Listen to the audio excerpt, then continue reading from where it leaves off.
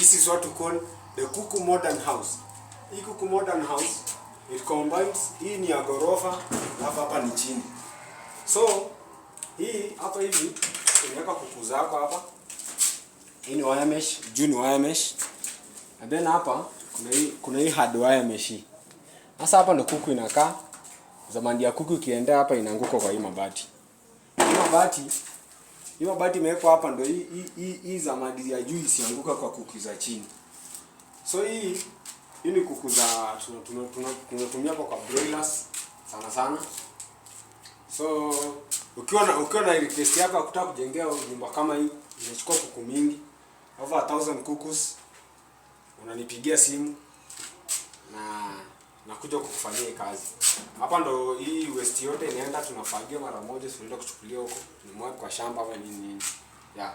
So for more information, enda unifuate hapo TikTok Willy Cruz 254. Yeah.